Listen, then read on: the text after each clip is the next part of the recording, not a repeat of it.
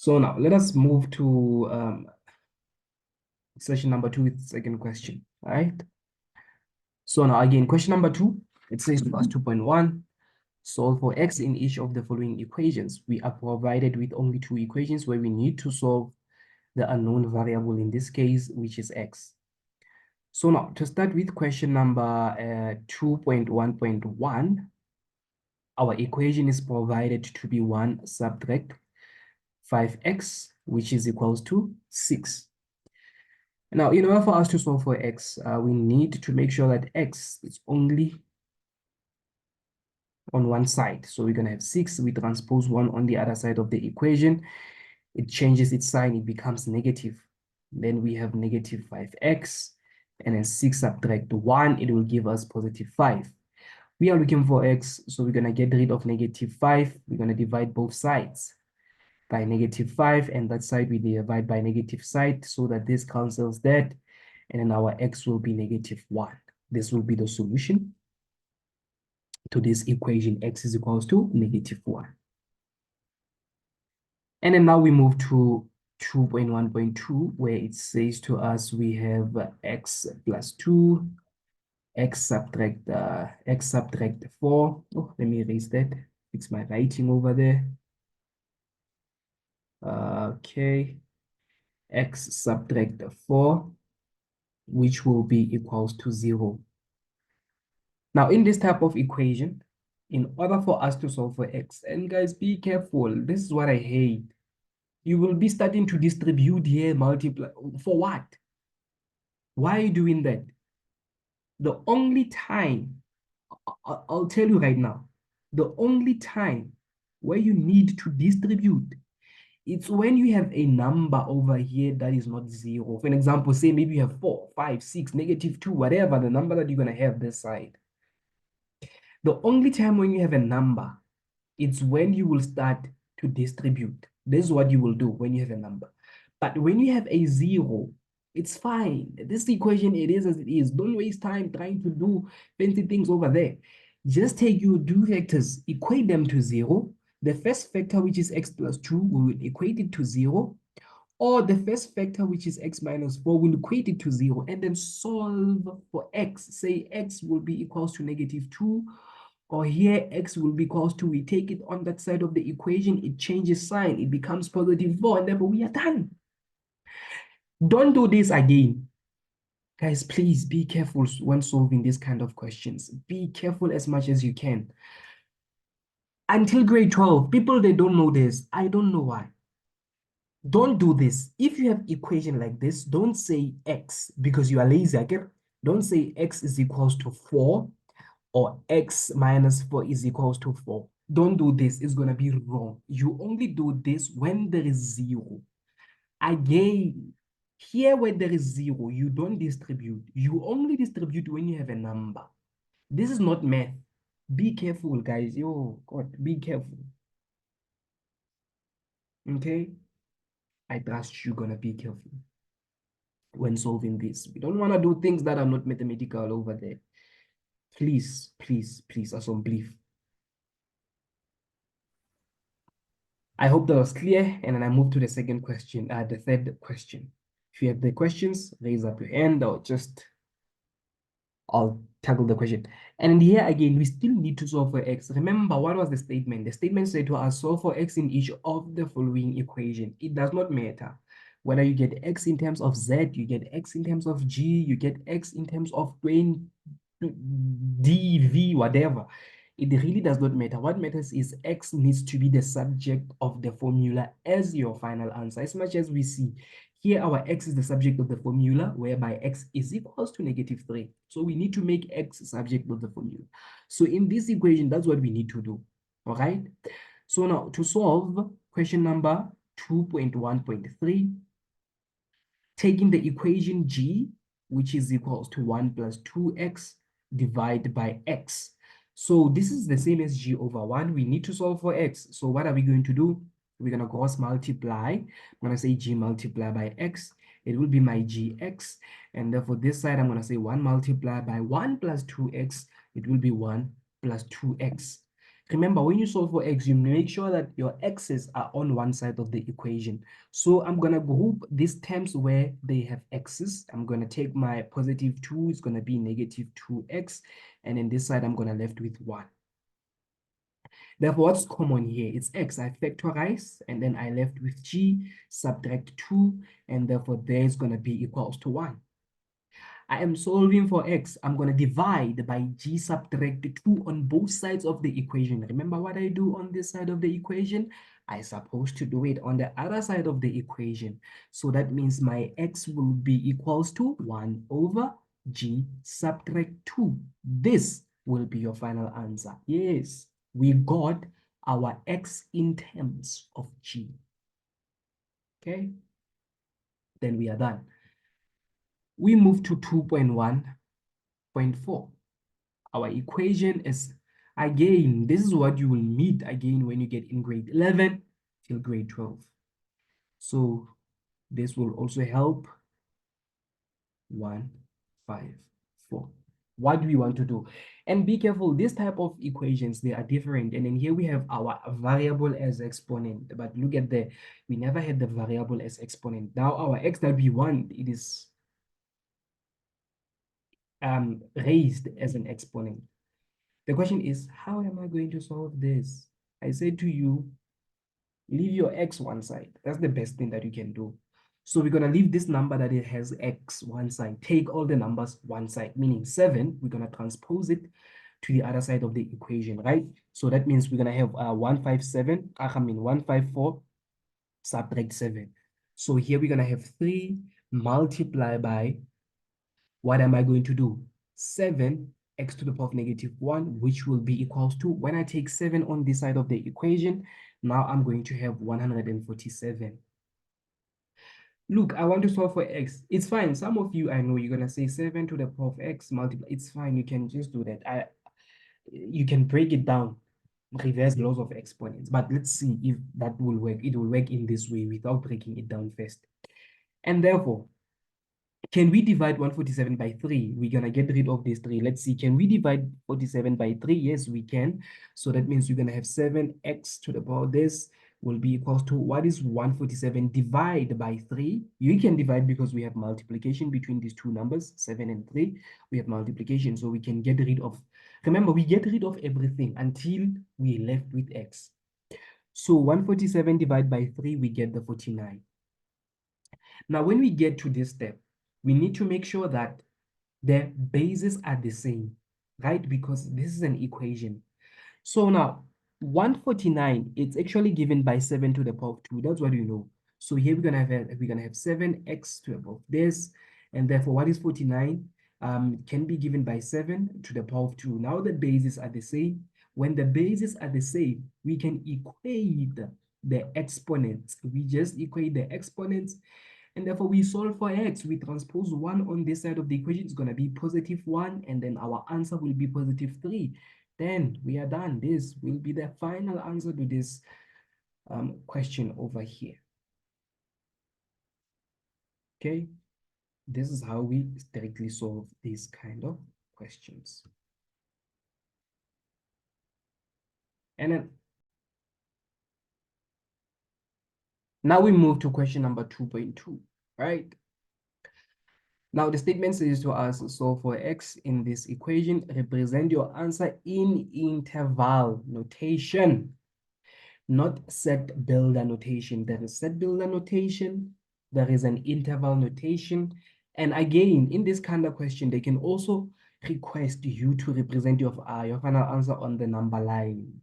Maybe they can also say on a parabola. It really does not matter. But this is what I want to bring into you. This type of equation is called the inequality equation, okay?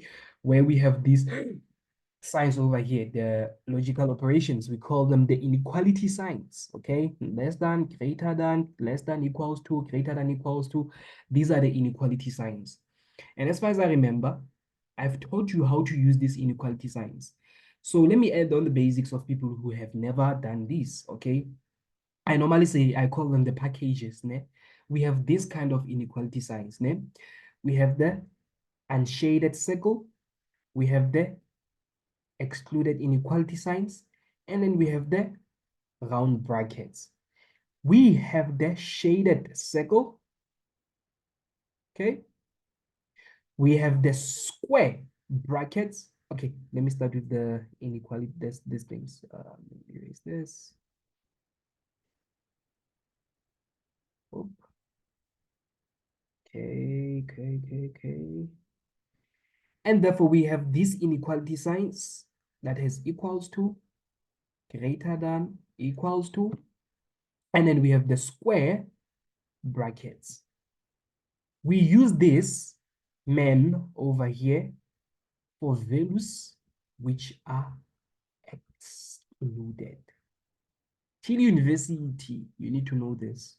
I don't care where you go, but as long as you're going to do math, you need to know this. You need to know this as long as you're going to do math for the rest of your life. And therefore, this, you're going to use them for values which are included. Ne? Included. For example, x is greater than 4. That means 4, it is not included, meaning which values of x are we talking about? We're talking about, if we're talking about the integers, talking about 5, 6, 7, 8, 9, 10, 11, 12 to positive infinity. We didn't include 4. We said x is greater than. So we excluded 4. And then this side, we're going to say x is greater or equals to 4. That means here the solutions of x is that x are all values including 4. X is equals to 4, 5, 6, 7, 8, 9, 10, 11, 12 to positive infinity. So here x mean 4 is included as a part of. You see, guys, the reason why I'm saying this is because you also apply this under the functions. You apply this everywhere. This is a very important basic over here, okay? More especially when you do the deductions under the functions where we're going to say x is greater than or equals to blah, blah, blah. We need to do this, okay? So when we say, when we use this inequality sign, that means we are including 4. That's why we say x is greater than or equals to 4. We are including 4. That's why we is included. Here, 4, it is not included, okay? And then when you use the timeline, say for example, here you have 4 and then there you have 5. If 4, it is included, we write the shaded circle. If 5, it is excluded, we write something like this, and maybe our interval will be here when you use the timeline. So we use the circles. And then when we say x is the element of this value from 4 to 2 excluded, the square bracket, this is the interval notation then, okay? Sorry, this is the set builder notation. The interval notation is this one. This is the interval notation, and then this is the set builder notation. So if we use the set builder notation, we're gonna say x is the element of this set over here. Hence why we say it's a set builder notation. So that means x is the element of 4 to 2, meaning between 4 and 2, our values of x exist. So meaning we include 4, we exclude 2. So what are values of x? It's 4. When we talk about the integers, it's 4. Not 2 here. Let me write, it's supposed to be bigger. Let me write, let me see, 5. Let's write 7. 7. It's supposed to be bigger than this side, this number, okay? So here x is between 4 and 7, right? So what are the values of x within this interval? The values of x, the element of x within this interval is going to be 4 integers, right?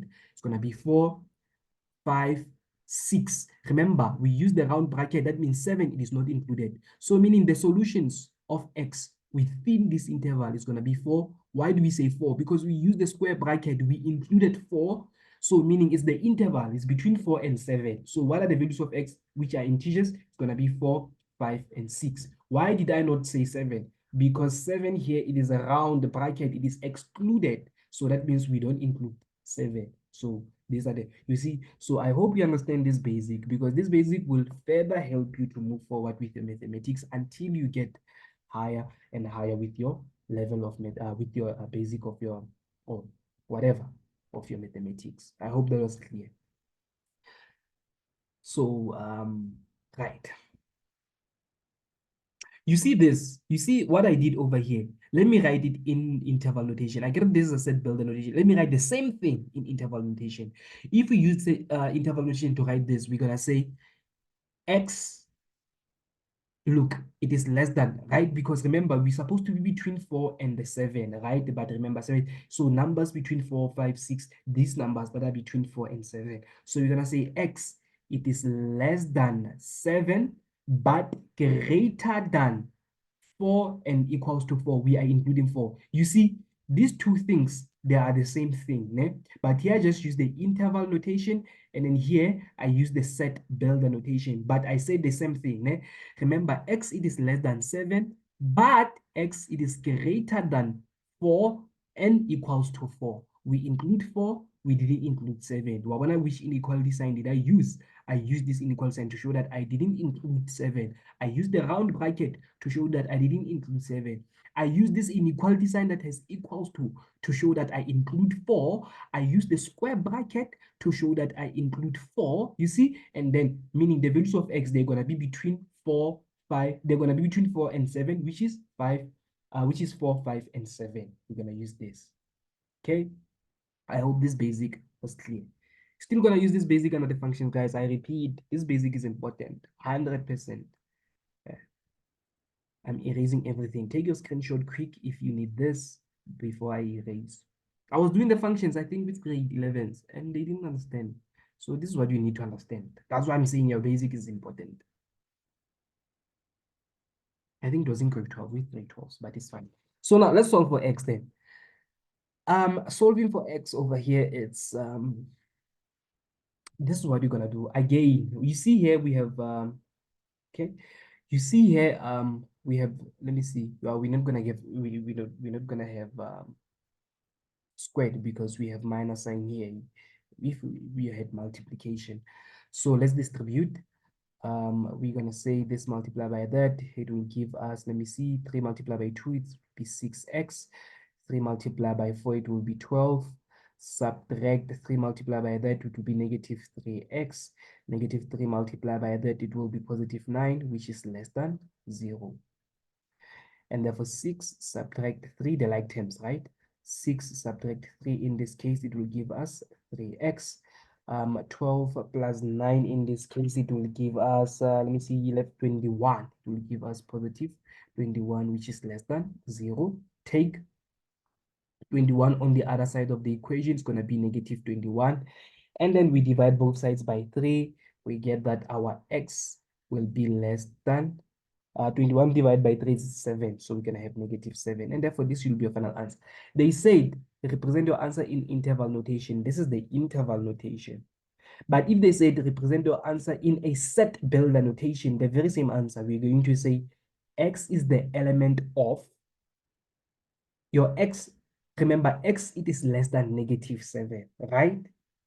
So that means x, it is less than negative 7. So that means using the set builder notation, we were going to say our x starts from, it's less than negative 7, starts from negative 7. Why am I using the round bracket? Because 7 is not included. Negative 7 to negative infinity, and then you write your round bracket. If they say in a set builder notation, you're going to leave your answer here, but they want the interval notation. That means you're going to leave your answer over here. Okay, that's how we solve this question.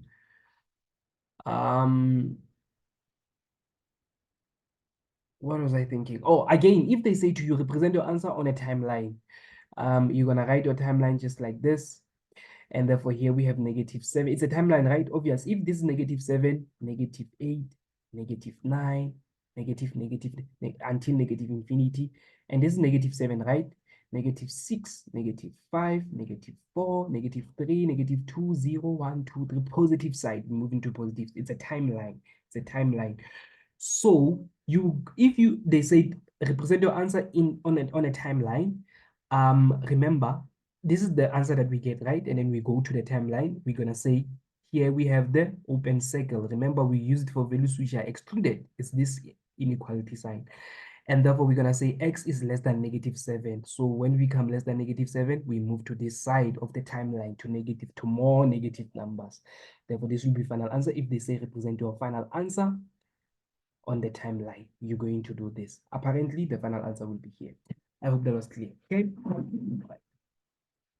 Remember, the purpose of me teaching you here, I want to teach you the only one question. I want to touch on the basics and other things that are aligned to what we are doing so that you can understand how other questions you're going to solve them. Okay, it's very important on how we touch on these basics like this.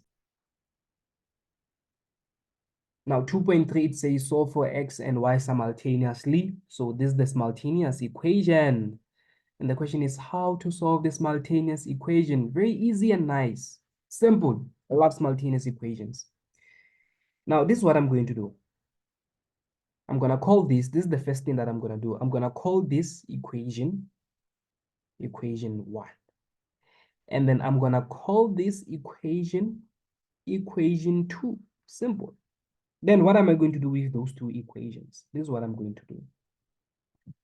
It's either I take equation 1 or I take equation 2. It really does not matter.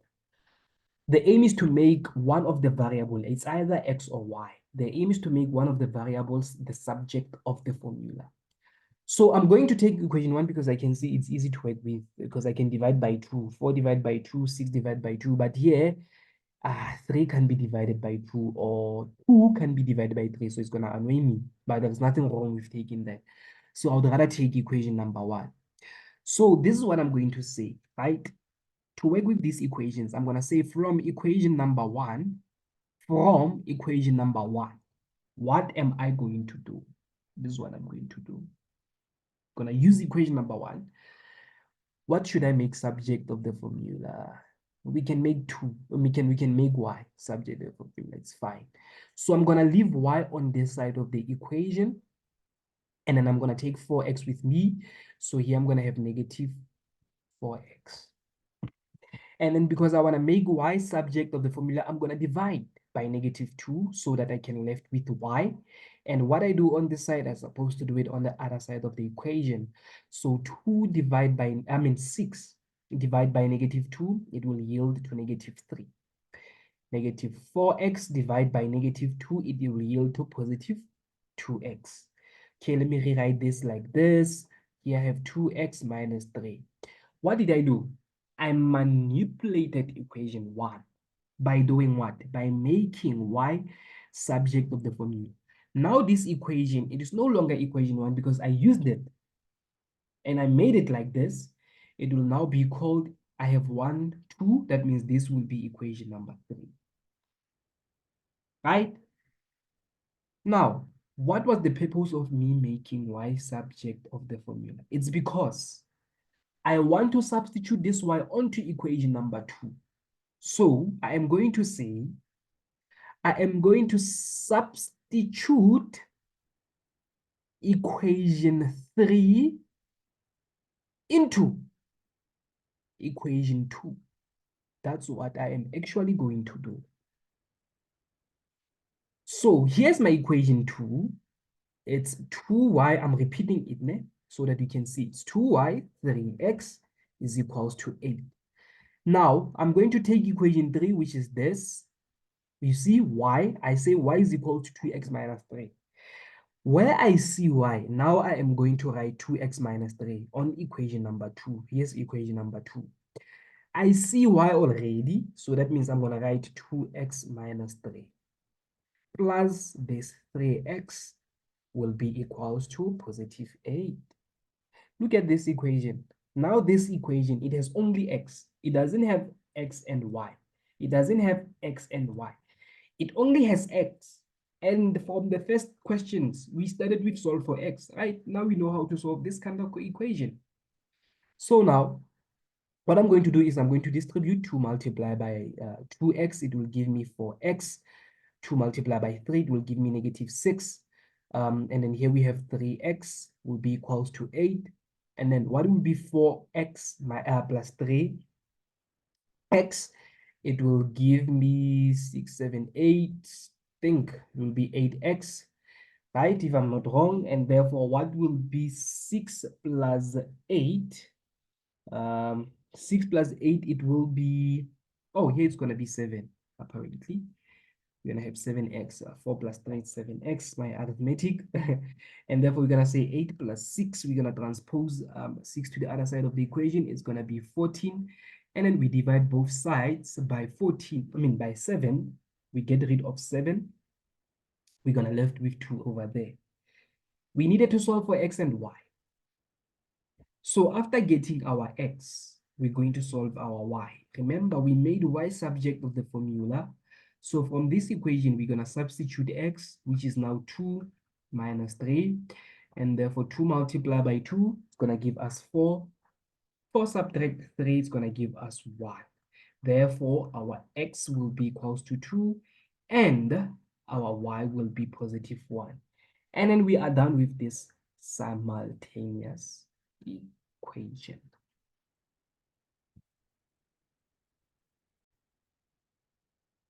Now, question number 3 says simplify the following expression. So now here we need to simplify. I did this multiple times, guys. I said to you, when you have a question like this, you combine the fractions, right?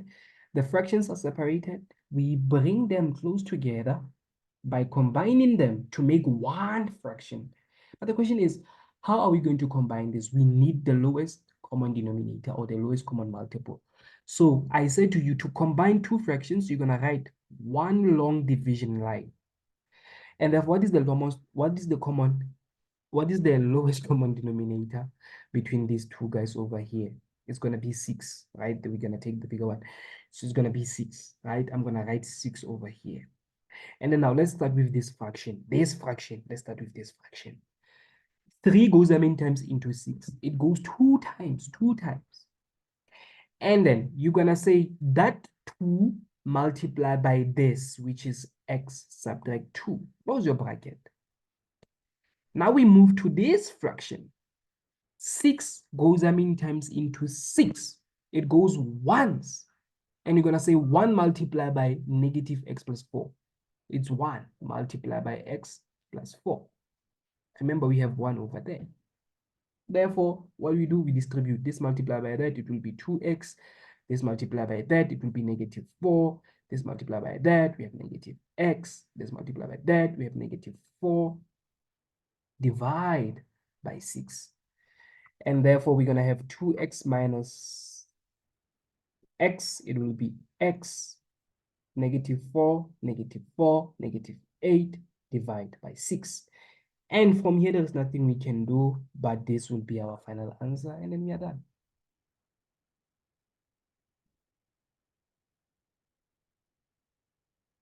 We move to 3.1.2.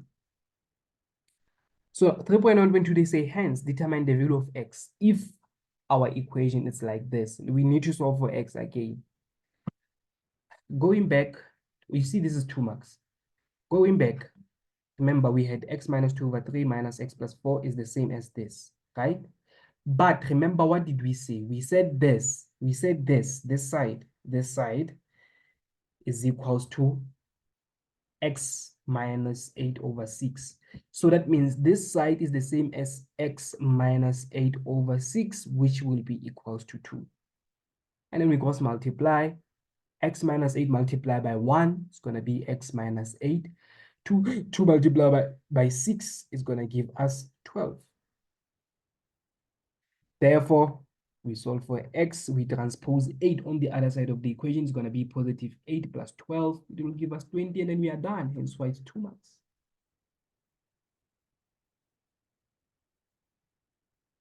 Then we move to 3.2. And they say without using a calculator. Say without using a calculator, simplify the following expression, right, for 3 marks. So now this expression, it is equals to what? Without using a calculator. And the question is what to do over here. This is very, very, very easy, more than what you think, if I have to be honest with you. At the top, we have 20, 21. Divide by, at the bottom, we have difference of 2 squares. We apply our mathematical principles. Difference of 2 squares. Look, it's a square 1 to the power 2, I said to you the squared last time when we did those questions from the beginning. So we factorize this. So what are the factors of 1 squared? It's going to be 1 and 1. What are the factors of 2020? We have 2020 and another 2020. This is the same as 1 minus x squared. What are the factors of this? It's 1, 1. What are the factors of x squared? It's x. X. Other one bracket is positive, other one bracket is negative. Same applies to here. Other one bracket is positive, other one bracket is negative. We are done. And therefore you say 2021 divided by, what is 1 plus 2020? It's 2021, right?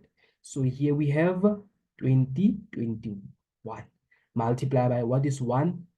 Okay, let me write the bracket. So what is 1 minus 2020? It's going to be 2019. Therefore, 2021 will cancel 2021, right?